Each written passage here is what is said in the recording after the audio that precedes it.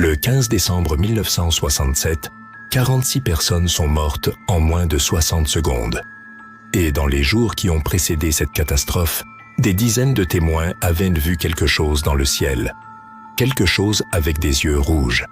Quelque chose qui, selon certains, venait les prévenir. Alors, pourquoi est-ce que personne n'a écouté? Aujourd'hui, je vais te raconter l'une des histoires les plus documentées, les plus terrifiantes et les plus inexpliquées de l'histoire des États-Unis. Une histoire qui dure 13 mois. 13 mois pendant lesquels une petite ville de Virginie occidentale va sombrer dans la peur, dans la folie presque, et finir par perdre des dizaines de ses habitants en une fraction de seconde. Je vais te raconter l'histoire du Mothman de Point Pleasant. Et je te préviens, à la fin de cette vidéo, tu regarderas les ponts différemment. Nous sommes en 1966. Point Pleasant, Virginie occidentale. Une ville tranquille, coincée entre deux rivières, avec ses quelques milliers d'habitants, ses routes qui serpentent dans les collines, et une ancienne usine de munitions abandonnée qu'on appelle le TNT Area. Le coin où les gamins du coin vont traîner la nuit parce qu'il n'y a pas grand-chose d'autre à faire par ici. C'est un endroit oublié du monde. Ou du moins, c'est ce que tout le monde pense. Tout commence le 12 novembre 1966. 5 hommes sont en train d'enterrer quelqu'un au cimetière de Clendenin. Il fait froid, la lumière baisse, et soudain, l'un d'eux lève les yeux vers les arbres. Il y a quelque chose là-haut. Une silhouette, ailée, humanoïde, qui les regarde. Avant que quiconque puisse réagir, la chose prend son envol et disparaît dans les bois. Les 5 hommes restent figés dans la boue du cimetière, incapables de prononcer un seul mot. 3 jours plus tard, dans la nuit du 15 novembre, 2 jeunes couples roulent en voiture près du TNT Area. Roger Scarberry, Linda Scarberry, Steve Mallette et Mary Mallette, 4 personnes ordinaires qui rentrent d'une sortie banale. Leur voiture approche d'une vieille usine désaffectée quand les phares éclairent quelque chose au bord de la route. Une silhouette, grande, beaucoup plus grande qu'un homme, autour de 2 mètres de haut, peut-être plus, et des ailes, repliées dans le dos, des ailes immenses. Mais ce sont les yeux qui les paralysent. 2 yeux rouges, d'un rouge vif, presque lumineux, qui brillent dans le noir comme 2 braises. Aucun des 4 ne peut bouger pendant plusieurs secondes. Puis, Roger écrase l'accélérateur. La voiture bondit en avant, et la créature les suit. Elle les suit à plus de 100 km/h, sans même battre des ailes. Elle plane au-dessus d'eux, ses yeux rouges fixés sur leur véhicule, pendant plusieurs kilomètres, jusqu'aux lumières de la ville. Puis, elle disparaît. Les 4 témoins arrivent au poste de police tremblant, incapables de s'arrêter de parler tous en même temps. L'adjoint Millard Halstead les interroge séparément. Leurs témoignages sont identiques, point par point. Aucune contradiction, aucune incohérence. Ces 4 personnes n'ont pas rêvé. Elles ont vu quelque chose. Et ce quelque chose, les journaux locaux vont rapidement lui donner un nom, le Mothman, l'homme papillon, un nom à la fois ridicule et glaçant. Ce qui suit, c'est 13 mois de terreur collective. Les signalements s'accumulent à une vitesse qui dépasse tout ce que les autorités ont pu voir. Des dizaines de témoins, des profils complètement différents, des agriculteurs, des instituteurs, des policiers, des mères de famille. Tous décrivent la même chose. Une créature grise, ailée, avec des yeux rouges brillants. Certains l'aperçoivent depuis leur voiture, d'autres depuis leur fenêtre. Une femme affirme l'avoir vue dans son jardin, immobile, qui la regardait fixement avant de s'envoler verticalement comme une fusée. Un pilote privé dit l'avoir croisée dans les airs. Un pilote, dans les airs. Neola Chrisman et sa fille décrivent une créature qui s'est posée sur le toit de leur voiture pendant qu'elle roulait. Elles ont entendu les griffes racler le métal. Elles ont senti le poids. Et elles ont vu les yeux rouges se pencher vers le pare-brise avant que la chose reparte dans la nuit. Marcella Bennett, une autre habitante, est tellement terrifiée après son observation qu'elle s'effondre sur son perron, incapable de se relever pendant plusieurs minutes, sa petite fille dans les bras. Et puis, il y a les appels téléphoniques.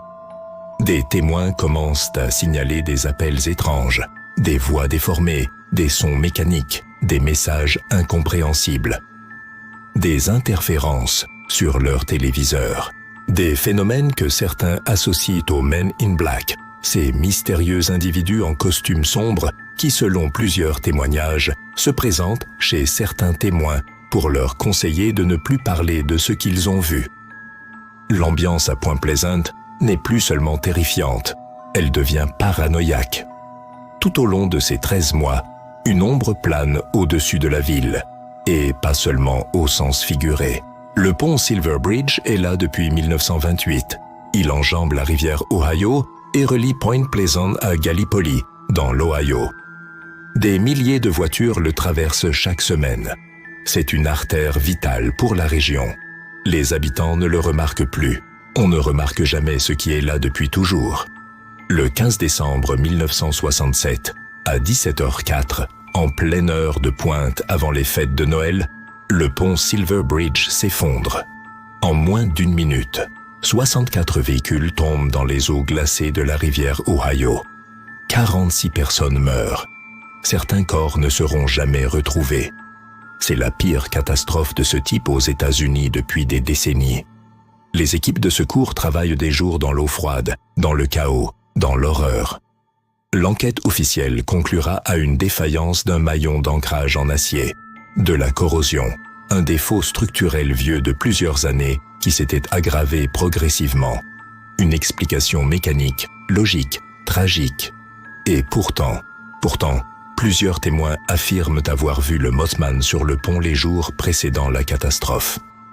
Une femme dit l'avoir aperçu perché sur le tablier du pont, ses yeux rouges fixés vers la ville, dans les jours qui ont précédé l'effondrement. D'autres affirment avoir vu la créature rôder dans le secteur pendant les semaines précédentes, comme si elle savait, comme si elle attendait. Et le lendemain de l'effondrement du pont, les observations s'arrêtent, complètement, brutalement. 13 mois d'apparition, des dizaines de témoignages, une ville entière terrorisée. Et du jour au lendemain, plus rien. Le Mothman disparaît aussi mystérieusement qu'il est apparu, comme si sa présence était liée à la catastrophe, comme si, une fois la tragédie accomplie, il n'avait plus rien à faire ici. C'est là que les théories commencent à se diviser en deux camps radicalement opposés. Le premier camp dit que le Mothman était un présage, une entité, peut-être non humaine, qui apparaît avant les grandes catastrophes pour avertir. Certains chercheurs ont établi des parallèles troublants avec d'autres événements, des témoignages similaires avant un effondrement de pont en Allemagne, avant le naufrage d'un bateau en Russie, des entités ailées aux yeux rouges, vues par des témoins, juste avant que le pire arrive. Coïncidence? Peut-être. Mais combien de coïncidences peut-on accumuler avant que le mot coïncidence perde tout son sens? Le second camp a une réponse plus terre à terre. Dans le TNT Area, où les premières observations ont eu lieu, il existe une espèce rare de grand hibou gris aux yeux rougeâtres, le hibou grand-duc. Perturbé par des décennies de contamination industrielle dans cette ancienne zone de munitions, l'animal aurait pu être observé dans des conditions de faible luminosité et paraître bien plus imposant et effrayant qu'il ne l'est en réalité.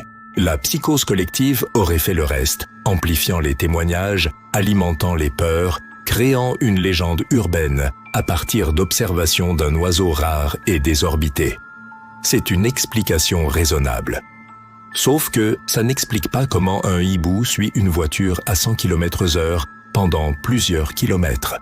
Ça n'explique pas les 4 témoins du 15 novembre, dont les témoignages sont restés parfaitement cohérents pendant des décennies.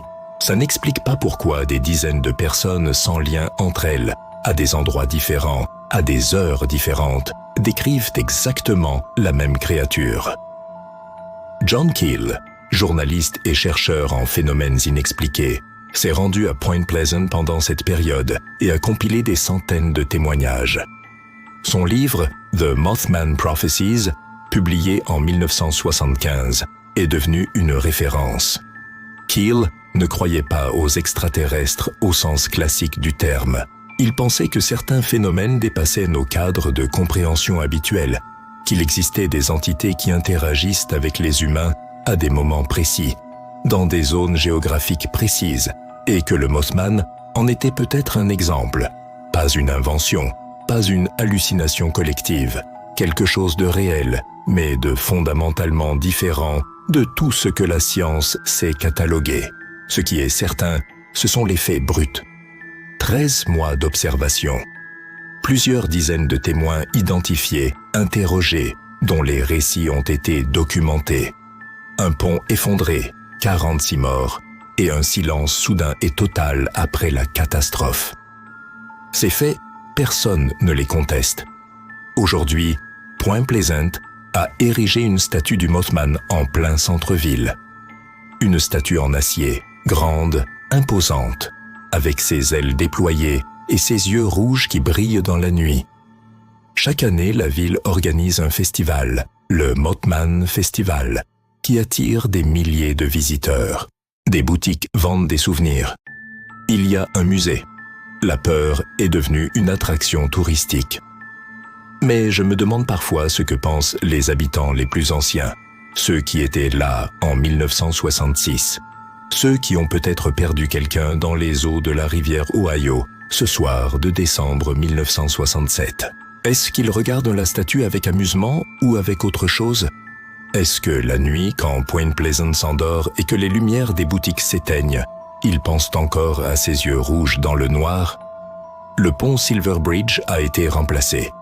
Un nouveau pont traverse maintenant la rivière Ohio au même endroit. Des milliers de voitures le franchissent chaque jour. Les conducteurs regardent la route, regardent leur téléphone, écoutent la radio.